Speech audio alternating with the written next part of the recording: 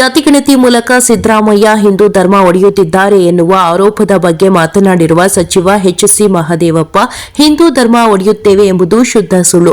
ಸಿದ್ದರಾಮಯ್ಯ ಯಾಕೆ ಹಿಂದೂ ಧರ್ಮ ಒಡೆಯುತ್ತಾರೆ? ಹಿಂದೂ ಧರ್ಮ ಪ್ರಶ್ನೆಯೇ ಇಲ್ಲ. ನಾವು ಜಾತಿ ಗಣತಿ ಮಾಡುತ್ತಿರುವುದು ಜಾತಿಗಳ ಸ್ಥಿತಿಗಳ ಅಧ್ಯಯನಕ್ಕಾಗಿ. ಧರ್ಮ ಒಡೆಯುವುದು ನಮ್ಮ ಕೆಲಸ ಅಲ್ಲ, ಅದು ಬಿಜೆಪಿಯ ಕೆಲಸ ಎಂದು ಹೇಳಿದ್ದಾರೆ. ಬಿಜೆಪಿ ನಮ್ಮ ಎಲ್ಲ ಒಳ್ಳೆಯ ಕೆಲಸಗಳಿಗೆ ವಿವಾದ ಸೃಷ್ಟಿಸುವ ಕೆಲಸ ಮಾಡುತ್ತಿದೆ. ಅದು ಅವರ ಮನಸ್ಥಿತಿ ಎಂದು ಮಹದೇವಪ್ಪ ಹೇಳಿದ್ದಾರೆ. ನಾಡಹಬ್ಬ ದಸರಾದಲ್ಲಿ ನೀಡಲಾಗುವ ಸಂಗೀತ ವಿದ್ವಾನ್ ಪ್ರಶಸ್ತಿ ಈ ಬಾರಿ ಖ್ಯಾತ ಹಿಂದೂಸ್ತಾನಿ ಗಾಯಕ ಪಂಡಿತ್ ವೆಂಕಟೇಶ್ ಕುಮಾರ್ ಅವರಿಗೆ ಒಲಿದಿದೆ. ರಾಜ್ಯ ಸರ್ಕಾರ ಇಂದು ಪ್ರಶಸ್ತಿ ಘೋಷಣೆ ಮಾಡಿದೆ.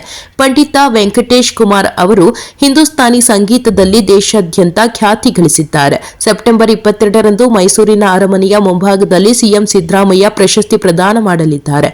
ಈ ಪ್ರಶಸ್ತಿ 5 ಲಕ್ಷ ರು ನಗದು, ಸ್ಮರಣಿಕೆ ಹಾಗೂ ಪ್ರಶಸ್ತಿ ಪತ್ರ ಒಳಗೊಂಡಿದೆ. ಭಾರತದ ಅತಿದೊಡ್ಡ ಸವಾಲು ಇತರ ದೇಶಗಳ ಮೇಲಿನ ಅವಲಂಬನೆಯಾಗಿದೆ ಎಂದು ಪ್ರಧಾನಿ ನರೇಂದ್ರ ಮೋದಿ ಹೇಳಿದ್ದಾರೆ. ಬೇರೆ ದೇಶಗಳ ಮೇಲಿನ ಅವಲಂಬನೆಯು ದೇಶದ ನಿಜವಾದ ಶತ್ರು. ವಿದೇಶಿ ರಾಷ್ಟ್ರಗಳ ಮೇಲಿನ ಹೆಚ್ಚಿನ ಅವಲಂಬನೆಯು ಭಾರತವನ್ನು ಹಿನ್ನಡೆಗಳಿಗೆ ಗುರಿಯಾಗಿಸುತ್ತದೆ. ಆದ್ದರಿಂದ ಈ ದುರ್ಬಲತೆಯನ್ನು ನಿವಾರಿಸುವಲ್ಲಿ ಎಲ್ಲರೂ ಒಗ್ಗೂಡಬೇಕೆಂದು ನರೇಂದ್ರ ಮೋದಿ ಒತ್ತಾಯಿಸಿದರು.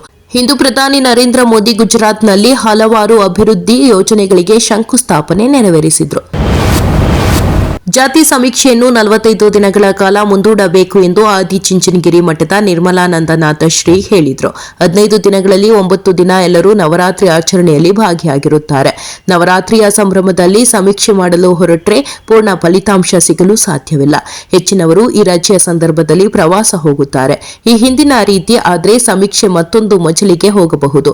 ಹೀಗಾಗಿ ಸಮೀಕ್ಷೆಯನ್ನು 45 ದಿನಗಳ ಕಾಲ ಮುಂದೂಡಬೇಕು. 60 ದಿನಗಳ ಕಾಲ ಸಮೀಕ್ಷೆ ನಡೆಸಬೇಕು. ಪ್ರಜ್ಞಾವಂತ ಸರ್ಕಾರ ಇದನ್ನು ಪರಿಗಣಿಸಿ ಸಮೀಕ್ಷೆ ಮುಂದೂಡಬೇಕು ಎಂದು ಹೇಳಿದ್ದಾರೆ.